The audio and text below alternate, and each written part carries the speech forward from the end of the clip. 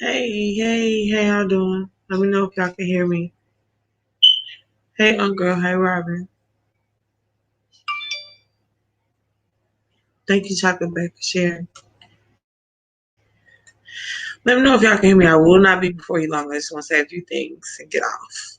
Because I haven't put my kids to bed yet. Hey, JJ, CJ. Hey, sweetheart. Love you. How you doing? So I'll start off with this.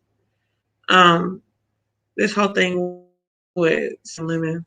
I'm going to start with that. The whole thing with Sir King Lemon. Hey, Carrie. Hey, Face, y'all. Um, Sir King is feeling himself. And we'll start here. Sir King, the reason that his numbers were the way they were at the beginning is because he had the nighttime slot and he also had an open chat. Hey, Nikki. He had it to where you can come in and say anything and the chat was lit. Once the rules started being created, that is when his numbers started going down. And then when he started losing relationships with people, it got worse. And then the multiple times he has disrespected Brianna just made it worse. So Lemon basically said, and I'm very disappointed because, I like Sir King. I love Lemon. Lemon says, fuck us, called us groupies, said, we're watching Sir King's numbers. Like I said, his numbers got affected by itself when he started making, all these rules. And it was popular because of the chat. So I was very disappointed to hear Lemon talk like that. I held limits to a higher standard, I guess, than I should have. That he was a different type of person, I thought. But one thing I will say is he used to be objective and be the voice of reason, but then it got to a point to where he just began to just agree with everything that Sir King says and just became his yes man. I mean, the whole thing with Sir King and this whole Jason thing, he got obsessed with Jason as part of his demise. And then also he was trying to use Billie Jean to get at Jason when Billie Jean wanted nothing to do with it. Hey, peace, love. So that looked bad. And she literally had to tell him to leave her alone. So here's the thing. I watched Blessed Live. I have been seeing a lot of people making excuses for Treecey. I am Treecey's friend. And I will say this, if Treecey's friend, you will be a real friend and tell Treecey when she's doing something that's not right. I expect my friends to do the same. You don't have to do it in a disrespectful manner. It's a respectful way it can be done. It doesn't have to be to where she has to be embarrassed.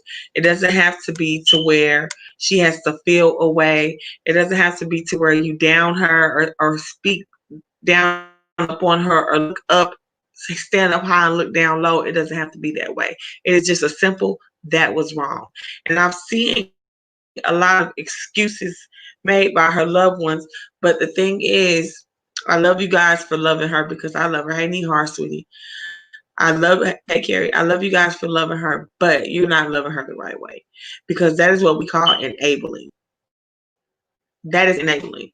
That is condoning bad behavior.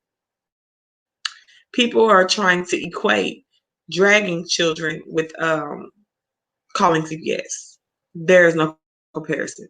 When a child is someone speaks ill of a child on here, first of all, your children should not be listening to anything in this sector. So that shouldn't do anything but hurt the mother's feelings. It will not directly affect the child. And even if the child heard it, it would just hurt their feelings. This child don't know you. It would, so that is not right. It is not the same. Stop trying to equate these two because dragging children is not the same thing as calling CPS. You guys, I'm not saying you guys, you know what I mean when I say you guys don't seem to understand the do's and don'ts. Here's the thing. You should not be calling the police because you're losing a fight, a war of words. The police shouldn't be involved. We live in a climate where Black people are being killed for nothing by police. To put any Black person in a position to where the police have to show up at their door that is putting them in harm's way because they are black. And as another black person, shame on you. You should never call the police on somebody unless you're in direct danger and that person is going to cause harm to you. You calling the police on somebody that's in another state because you can't read better than them and you lost the roast and gag, that is whack. And you lost, so you call the police. That's a don't. Calling CPS. There is one reason that CPS should be called, and one reason only. And that one reason that CPS should be called is meaning that a child is in direct danger. That means that this child needs to be immediately removed from the home. Abuse, sexual abuse, physical abuse, mental abuse. I heard some people saying she cusses around her children. I am here to tell you that if your mother or your grandmother never told you to sit your little ass down before she whoops your ass and makes you pick a switch, if you say that never happened, you're a fucking liar. I came from a time where the whole neighborhood raised the kids. If your mama wasn't there, your daddy wasn't there, and they was working, somebody on that street got their eyes on you. And if they catch you fucking up, they might not. My mom wasn't the type to say you can whoop my kids, but guess what? The message will be relayed and it laid out. You do not call CPS unless you feel like a child is in direct physical danger or sexual danger. You don't do it, or unless they're being malnourished, not fed. But if you're going to sit up here and tell me that your mother never cussed at you, if you're going to sit up here and tell me you've never cursed around your children, you're a fucking liar from the bottom of my soul. Unless you just don't cuss at all. If you curse, you cuss in front of your children. Is it great to cuss in front of your children? Absolutely not. Is it worthy of calling CPS? Absolutely not. It is not.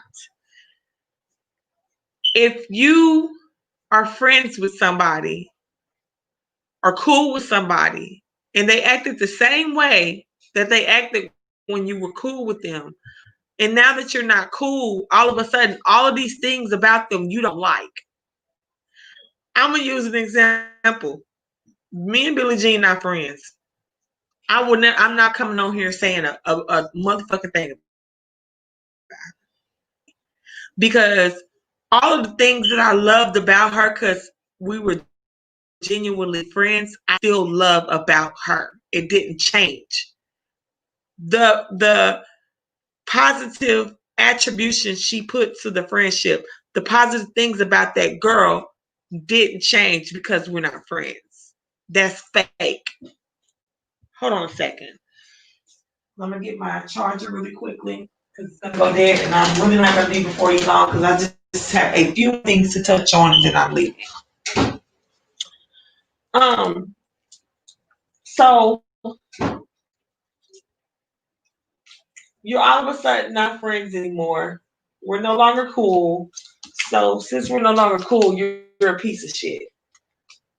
You're not beautiful anymore like I used to say. You're not all those things that I said about you when I was taking up for you. You're none of those things because we're not cool no more. That's fucking whack. Because you felt that way the whole time. You were never a friend.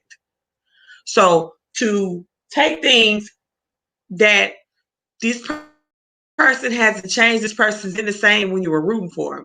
This person was the same when you were down for them. This person was the same when you had their back. This person was the same when you were their ex-boon coon and you were in their corner.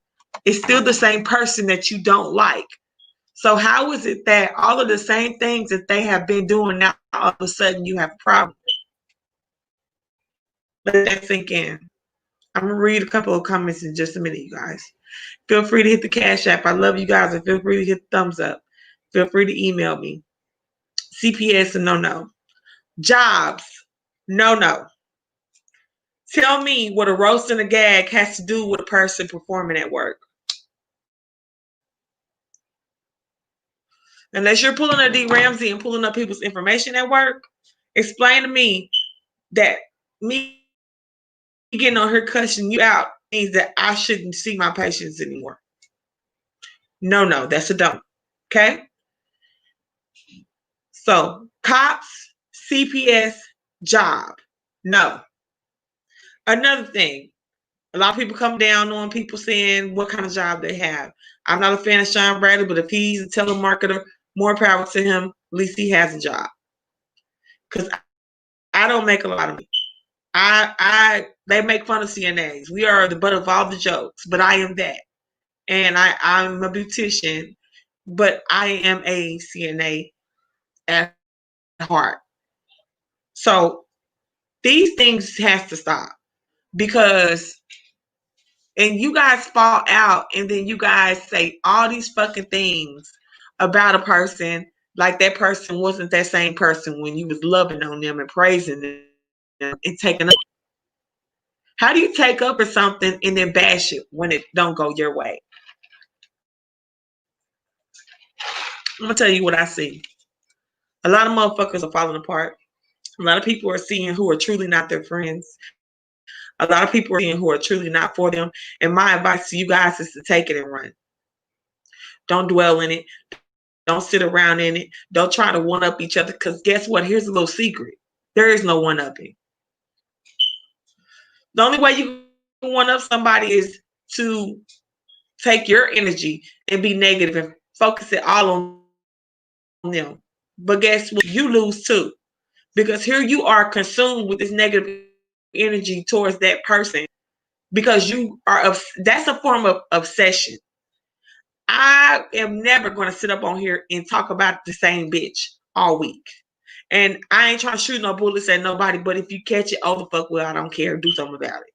I'm not finna sit up and talk about the same bitch all week. I'm not doing it. I would never give a bitch that much motherfucking energy because I am a great mother and I am a worker. And I am a homekeeper and I am a YouTuber and I am a lot of things. I wear a lot of hats, but one of them is not a motherfucking hater and another one is not obsession.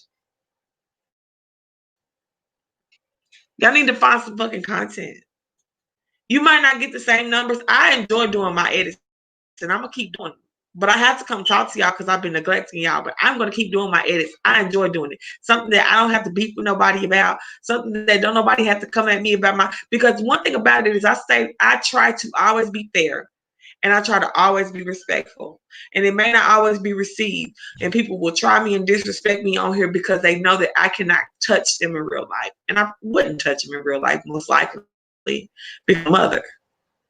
And as far as Deidre, she gets mad because people don't like her. Deidre, add me to the list, sweetie. I don't like you. I don't see it for you. I never did. I don't like Bama Girl. I don't see it for her. Bama Girl came on here and exploited that boy's death. Let me tell you something. My cousin was killed on 12/23. His birthday was 12/25. He was shot 9. I ain't show no news article. I ain't show no obituary. I was at the balloon release. I spoke at the balloon release. I spoke at the funeral. I helped arrange it. I ain't show y'all none of that because it's not for you to see. Because if I show y'all that, guess what y'all were going to do? Y'all were going to send me money.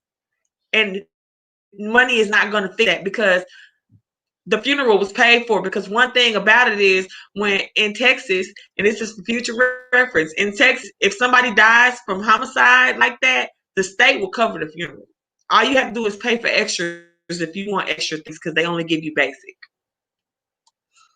So his arrangements were taken care of and paid for.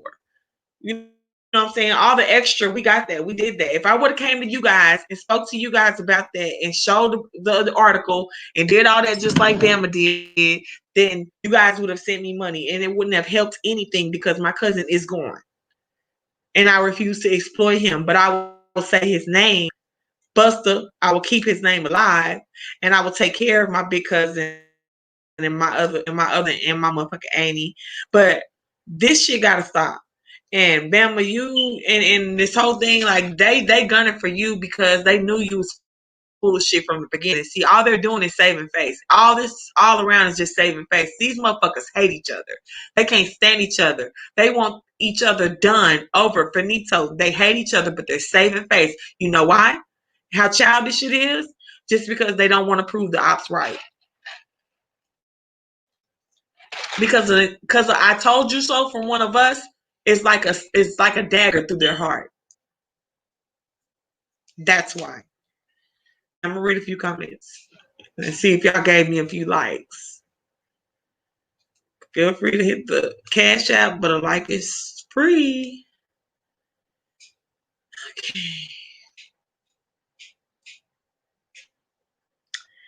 Hey, Miss Reds. Young Ben Frank Sinatra. Okay, I plugged this up, but I didn't plug it. That ain't it. Hold on. Let's go there.